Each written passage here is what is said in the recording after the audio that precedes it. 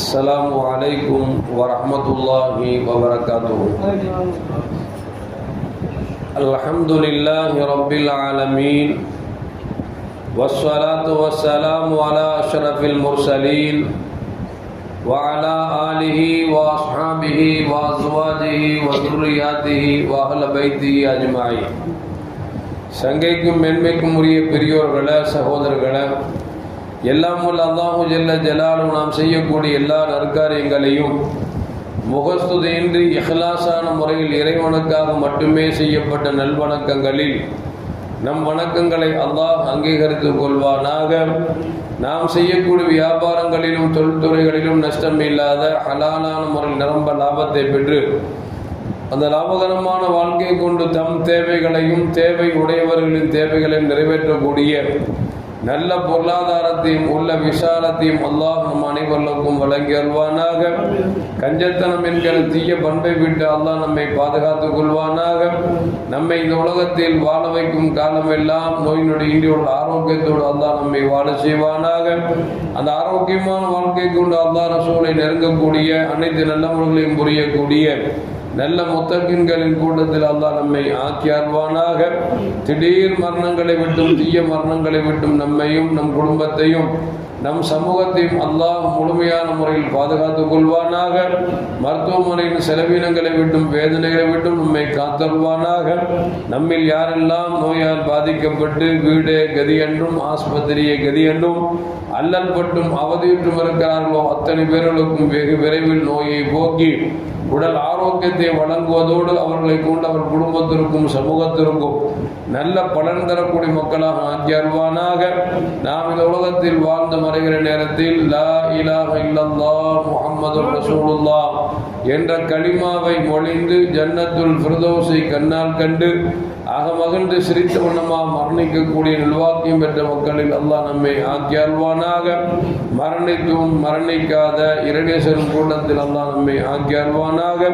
நாளை மறுமையில மாணவி முஹம்மது ரசூலுல்லாஹி ஸல்லல்லாஹு அலைஹி வஸல்லம் அவர்களின் திருக்கரங்களால் ஹவுதுல் கௌசர் என்கிற தடாகத்தின் நீர்வருகி அன்னாரின் ஷஃபாத்தை பெற்று அன்னாரின் கரம்பிடித்து ஜன்னத்துல் ஃபிர்தௌஸ் என உயர்ந்த சொர்க்கத்தில் அவர்கள் பணியாளர்களாக அல்லாஹ் நம்மை அங்கீகரித்துக் கொள்வானாக. எல்லாவற்றுக்கும் மேலாக இறை அன்பை பெற்று இறைவனை பார்த்து பரவசம் அடையக்கூடிய அவருடைய லிகாவையும் ரிதாவையும் பெற்ற மக்களில் அல்லாஹ் நம்மை ஆக்கி அருள்வானாக. அருமையான மோமின்களை, சையதுனா அலியும் கர்ரமல்லாஹ் வஜஹா அவர்கள் உடல்நலம் கொண்டிருந்த போது கண்மணி முஹம்மது ரசூலுல்லாஹி ஸல்லல்லாஹு அலைஹி வஸல்லம் அவர்களும் அபூபக்கர் சித்திக் நாயகம், உமர் நாயகம், உஸ்மான் ரலியல்லாஹு தஆலா அன்ஹும் அத்தனை பேரும் சேர்ந்து போய் நோய் விசாரித்தார்கள். விசாரிக்கிற பொழுது வந்தவர்களுக்கு விருந்து கொடுப்பதற்காக ஒரு கிண்ணத்தில் தேன் கொண்டு வந்து கொடுக்கப்பட்டது. அதிலே ஒரு ரோமம் கிடந்தது. பெருமானார் ஸல்லல்லாஹு அலைஹி வாங்கிவிட்டு ஒவ்வொரு இடத்திலாக கருத்து கேட்டார்கள். கடைசியில் கண்மணி முஹம்மது ரசூலுல்லாஹி ஸல்லல்லாஹு அலைஹி வஸல்லம் அவர்களும் ஒரு கருத்தை சொன்னார்கள். இந்த கருத்தை பரிமாறிக்கொண்டிருக்கிற பொழுது வானத்திலிருந்து வேக வேகமாக சையதுனா ஜிப்ரீல் அலைஹிஸ்ஸலாம் வந்தார்கள். யா ரசூலல்லாஹ், இந்த தேன்கண்ணத்தை பார்த்து ஆளுக்கு ஒரு செய்திகளை சொன்னீர்களே, நானும் என் கருத்தை பதிவு செய்யலாமா என்று அனுமதி கேட்டார்கள். நபிகள் நாயகம் ஸல்லல்லாஹு அலைஹி சொன்னாங்க, தாராளமாக நீங்கள் கருத்தை பதிவு செய்யுங்கள் என்று சொன்னார்கள். அப்பொழுது சையதுனா ஜிப்ரீல் அலைஹிஸ்ஸலாம் சொன்னார்கள், இந்த தேன் கிண்ணம் அழகாக இருக்கிறது. இந்த தேன் கிண்ணத்தை விட அல்லாஹ்வின் பாதை அதைவிட அழகானது என்று சையதுனா ஜிப்ரீல் அலைஹிஸ்ஸலாம் சொன்னார்கள். சொல்லிவிட்டு சொன்னார்கள், அல்லாஹ்வின் பாதையில நாம் செயல்படுவது என்பது தேனை குடித்தால் எவ்வளவு மதுரமாக இருக்குமோ அதைவிட இனிமையாக இருக்கும் என்று சொன்னார்கள். அதே நேரத்தில் அல்லாஹ்வின் பாதையிலே கடைசி வரைக்கும் நாம் நிலைத்து இருப்பது என்பது இந்த முடியை விட சிரமமானது என்று சொல்லி சையதுனா ஜிப்ரீல் அலைஹிஸ்ஸலாம் அவர்கள் தங்கள் கருத்தை பதிவு செய்தார் என்று வரலாற்றில் பதிவு செய்யப்படுகிறது. அருமையான மோமின்கள், அப்படி பார்க்கிற பொழுது உண்மையில் தேன்கிண்ணத்தை விட அல்லாஹ்வின் பாதை சிறந்ததுதான்.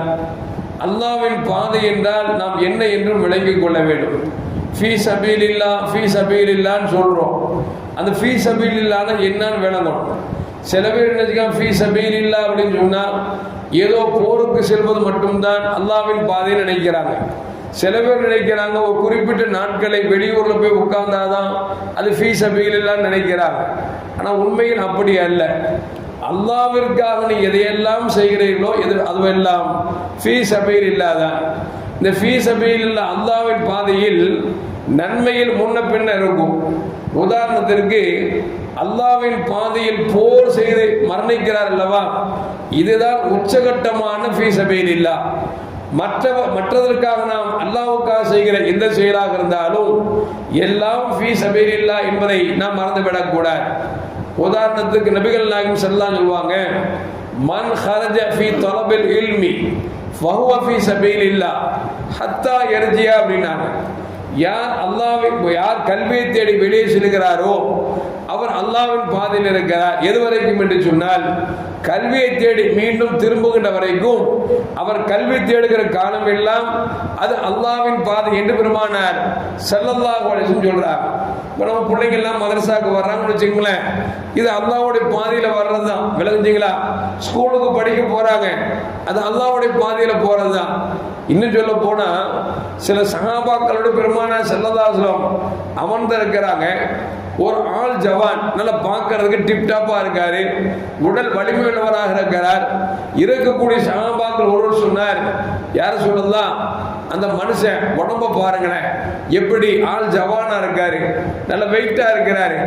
அந்த உடம்ப அல்லாஹ்வோட பாதையில அவர் அர்ப்பணிச்சால் அது எவ்வளவு சிறந்ததாக இருக்கும் என்று சொன்ன பொழுது நபிகள் நாயகம் ஸல்லல்லாஹு அலைஹி சொன்னாங்க, அல்லாஹ்வுடைய பாதையில போர் செய்வது மட்டும் அல்லாஹ்வுடைய பாதை அல்லப்பா, அவர் தன் பிள்ளைக்காக உழைக்க சென்றிருந்தால் அதுவும் அல்லாஹ்வின் பாதைதான். அவர் தன் பெற்றோருக்கு பணிவிடை செய்வதற்காக சென்றார் என்று சொன்னால் அதுவும் அல்லாஹ்வின் பாதைதான். அது மட்டுமல்ல, ஒருவர் தன்னை இச்சையை விட்டு தவிர்ப்பதற்காக, தன்னை பரிசுத்தமானவனாக அடுத்த பெண்ணிடத்தில் போய்விடக்கூடாததற்காக தன் ஆத்மாவை கட்டுப்படுத்தி சென்றாலும் அதுவும் அல்லாஹ்வின் பாதைதான் என்று நபிகள் நாயகம் ஸல்லல்லாஹு அலைஹி சொல்லிவிட்டு சொல்கிறார்கள். யார் முகஸ்துதிக்காக பேருக்காக செல்கிறார்களோ அது ஃபீ சபீலி ஷைத்தான், அது ஷைத்தானின் பாதை என்று பெருமானார் ஸல்லல்லாஹு அலைஹி சொல்றாங்க. அப்ப குழந்தைகளுக்காக உழைப்பது என்பதும் அல்லாஹ்வின் பாதை, மனைவி மக்களுக்காக உழைப்பது என்பதும் அல்லாஹ்வின் பாதை, பெற்றோருக்காக உழைப்பதாக இருந்தாலும் பணிவிடை செய்தாக இருந்தாலும் அல்லாஹ்வின் பாதை தான். இப்படி பெருமானார் ஸல்லல்லாஹு அலைஹி அவர்கள் நாம் அல்லாஹ்வுக்காக ரசூலுக்காக செய்வதென்பது எல்லாம் அல்லாஹ்வின் பாதை என்பதை நபிகள் நாயகம் ஸல்லல்லாஹு அலைஹி சொல்லிட்டாங்க. அதனால நம்ம அல்லாஹ்வின் பாதை என்பதை ஒரு குறிப்பிட்ட நாளுக்காகவோ குறிப்பிட்ட இடத்திற்காகவோ நாம் அப்படி நினைத்துக் கொள்ள வேண்டாம். பள்ளிக்கூடத்தில் குழந்தையை கொண்டு நீங்க ஸ்கூல்ல கொண்டு விடுறீங்க அப்படின்னா நாமளும் அல்லாஹ்வின் பாதையில தான் இருக்கிறோம், பிள்ளைகளும் அல்லாஹ்வுடைய பாதையில தான் இருக்கிறாங்க. இப்போ மனைவியை கொண்டு ஆஸ்பத்திரியில் காமிச்சிட்டு வரோம் அப்படின்னா நம்மளும் அல்லாஹ்வுடைய பாதையில தான் இருக்கிறோம், மனைவியும் அல்லாஹ்வுடைய பாதையில தான் இருக்கிறாங்க. இப்போ அல்லாஹ்வுக்காக செய்யக்கூடிய எந்த காரியமாக இருந்தாலும் அது அல்லாஹ்வின் பாதை என்று விளங்கிக் கொண்டோம் என்று சொன்னால் நாம் வணக்கத்திற்காக சில நாட்களை குறிப்பிடுவதோ அல்லது சில இடங்களுக்கு குறிப்பிட்டு சென்றால் தான் அது வணக்கமாக நினைப்பதோ அது அறிவார்ந்த செயல் அல்ல என்பதைத்தான் மார்க்கம் நமக்கு சொல்லி காட்டுகிறது. அதைத்தான் சீதனா ஜிப்ரீல் அலைஹிஸ்ஸலாம் சொல்கிறார்கள், அல்லாஹ்வின் பாதை என்பது தேன் கிண்ணத்தை விட அது அழகானது என்று சொன்னார்கள். அதே நேரத்தில் அல்லாஹ்வின் பாதையில் இருப்பது என்பது இருக்கிறது தேனை விட மதுரமாக இருக்கும் என்று சையதுனா ஜிப்ரீல் அலைஹிஸ்ஸலாம் சொல்கிறார்கள். உண்மையில் அப்படித்தானே நபிகள் நாயகம் ஸல்லல்லாஹு அலைஹி சொல்வாங்க, ஒரு மனிதர் அல்லாஹ்வின் பாதையிலே போர் செய்தார், மரணித்தார், அவர் அடக்கம் செய்யப்பட்டது. நாளை மறுமையில் அவர் எழுப்பப்படுகிற பொழுது அந்த போராளி சொல்வார், யா அல்லாஹ், எனக்கு மீண்டும் உயிர் கொடுத்தனா உலகத்துக்கு போய் மீண்டும் மீண்டும் நான் போர் செய்து கொல்லப்பட வேண்டும் என்று ஆசைப்படுவார் என்று நபிகள் நாயகம் ஸல்லல்லாஹு அலைஹி சொல்றார். இப்ப என்ன விளக்குது அப்படின்னா, அந்த அல்லாஹ்வின் பாதையில் தன் வாழ்க்கை யார் அர்ப்பணிக்கிறார்களோ அவர்கள் அதை திரும்ப திரும்ப செய்ய வேண்டும் என்று ஆசைப்படுவார் என்று சொன்னால் அது எவ்வளவு இன்பகரமாக இருந்தால் அது சுவையானதாக இருக்கும் என்பதை நம்மால் விளங்க முடிகிறது. அது மட்டுமல்ல சொன்னாங்க, அல்லாஹ்வின் பாதையிலே கடைசி வரைக்கும் இஸ்திகாமத்தாக நிலைத்து நிற்பது என்பது முடியை விட சிரமமானது என்று சொன்னார்கள். உண்மையில் அப்படித்தானே. நபிகள் நாயகம் ஸல்லல்லாஹு அலைஹி வஸல்லம் ஒரு தோழர் வந்தார். யார சொல்லலாம், ஒரு மனிதர் அல்லாஹ்வின் பாதையில் போர் செய்கிறார், ஆனால் துன்யாவில் பேரும் புகழும் கிடைக்கும் என்று ஆசைப்படுகிறார், அவருக்கு கூலி உண்டா என்று கேட்ட பொழுது நபிகள் நாயகம் ஸல்லல்லாஹு அலைஹி வஸல்லம் சொன்னாங்க, அவருக்கு கூலி இல்லை என்று சொன்னார்கள். அப்படி என்று சொன்னால் ஒரு போருக்கு வருகிறார், போரிலே வெற்றி பெற்ற பிறகு கனிமத்து பொருளுக்காக ஏதாவது நமக்கு கிடைக்கும் என்று வருகிறார், இவருக்கு கூலி உண்டா என்று கேட்டார்கள். நபிகள் நாயகம் ஸல்லல்லாஹு அலைஹி வஸல்லம் சொன்னாங்க, இல்லை என்று சொன்னார்கள். அப்ப எப்படி நமக்கு நன்மை கிடைக்கும் என்று சொன்னால், அல்லாஹ்விற்காக போர் செய்கிறேன் என்கிற எண்ணம் யாருக்கு இருக்கிறதோ அவருக்கு தான் அலாதியான கூலி இருக்கிறது என்பதை நபிகள் நாயகம் ஸல்லல்லாஹு அலைஹி நமக்கு சொல்லி தந்தாங்க. ரசூலுல்லாஹி ஸல்லல்லாஹு அலைஹி காலத்தில் ஒரு தோழர் கடுமையாக போரிட்டார், பலரையும் கொன்றார். அவர் பின்னால் காஃபிரால் கொல்லப்பட்டு விட்டார். மக்கள் எல்லாம் பாராட்டி பேசிக் கொள்கிறார்கள். அவருடைய யுத்தம் எப்படி இருந்தது தெரியுமா?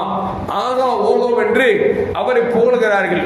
நபிகள் நாயகம் ஸல்லல்லாஹு அலைஹி சொன்னாங்க, அவர் நரகவாசி அப்படின்னாங்க. சஹாபாக்களுக்கெல்லாம் ஆச்சரியமாக போய்விட்டது. ஏனென்று சொன்னால், அவர் பிற மாற்றாரால் வெட்டப்பட்டாலும் குத்துயிர் கொலைவராக இருந்தார். அவர் மரணிக்கவில்லை. அவர் வேதனை தாங்க முடியாமல் கொஞ்ச நேரத்தில் தன்னை தற்கொலை செய்து கொண்டார். சஹாபாக்கள் ஓடோடி வருகிறார்கள். யார் சொல்லலாம், தாங்கள் சொன்னது போன்று அவர் நரகவாசியாக விட்டார் என்று சொன்ன பொழுது எப்படி என்று கேட்டார்கள். யார் சொல்லலாம், வழி தாங்க முடியாமல் மிச்சம் மீது இருக்கிற உயிரை தானாகவே எடுத்துக்கொண்டார், தற்கொலை செய்து கொண்டார் என்று சொன்ன பொழுது பெருமானார் ஸல்லல்லாஹு அலைஹி வஸல்லம் அல்லாஹு அக்பர் அல்லாஹு அக்பர் என்கிற தக்பீரை முழங்கினார்கள் என்பது வரலாற்றில் பதிவு செய்யப்படுகிறது என்று சொன்னால், கடைசி வரைக்கும் அல்லாஹ்வுக்காக போராட வேண்டும் என்கிற எண்ணம் இருந்திருந்தால் அவர் அந்த நரகவாசியாக ஆயிருக்க மாட்டார். கடைசி என்னாகிவிட்டது என்று சொன்னால், பேருக்கும் புகழுக்கும் செய்தார், நரகவாசி என்கிற பெயரை வாங்கிவிட்டார் என்று சொன்னால், அதைத்தான் ஜிப்ரீல் இஸ்லாம் சொல்கிறார்கள், அல்லாஹ்வின் பாதையில் நிலைத்திருப்பது என்பது இந்த முடியை விட கடினமானது என்று சொல்லி செய்தனா ஜிப்ரீல் இஸ்லாம் தங்கள் கருத்துக்களை பதிவு செய்தார்கள் என்பது வரலாற்றில் பதிவு செய்கிறது. இதில் நமக்கு என்ன தெரிய வருகிறது என்று சொன்னால், நாம் தொழக்கூடிய நாம் 5 வக்து தொழுகை நம் பள்ளிவாசலுக்கு பக்கத்தில் தொழுதாலும், நம் குழந்தைகளுக்காக சம்பாதிக்க போனாலும், நம் குழந்தைகளுக்கு சுவை மாற்றி விட்டாலும், ஆடையை மாற்றி விட்டாலும், ஏன் உணவை அவர்களுக்கு கொடுப்பதற்காக சம்பாதித்தாலும், மனைவியோடு சேர்ந்தாலும் கூட அதுவும் அல்லாஹ்வின் பாதை என்றால், அருமையான மக்களே, நம்முடைய மார்க்கம் எதை சொல்லித் தருகிறது என்று சொன்னால், உங்கள் வாழ்க்கையே அல்லாஹ்வின் பாதையை தவிர ஒரு பாதையை தனக்காக தேர்ந்தெடுத்து அது அல்லாஹ்வின் பாதை என்று நீங்கள் குறிப்பிட்டு ஒரு முற்றுப்புள்ளி வைத்து விடாதீர்கள் என்பதை நபிகள் நாயகம் ஸல்லல்லாஹு அலைஹி சொல்லித் தருகிறார்கள். எல்லாம் பண்ண அல்லாஹ் ஜல்ல ஜலாலுஹு சத்தியத்தை சத்தியம் என்று விளங்கி வாழக்கூடிய நல்ல மூமின்களின் கூட்டத்தில் அல்லாஹ் நம்மை ஆக்கி அருள்வானாக. அஸ்ஸலாமு அலைக்கும் வரஹ்மத்துல்லாஹி வபரகாத்துஹு. ஸல்லல்லாஹு அலா முஹம்மத் அலைஹி வஸல்லம். ஸல்லல்லாஹு அலா முஹம்மத் ஸல்லல்லாஹு அலைஹி வஸல்லம். ஸல்லல்லாஹு அலா முஹம்மத் யா ரப்பி ஸல்லி அலைஹி வஸல்லிம்.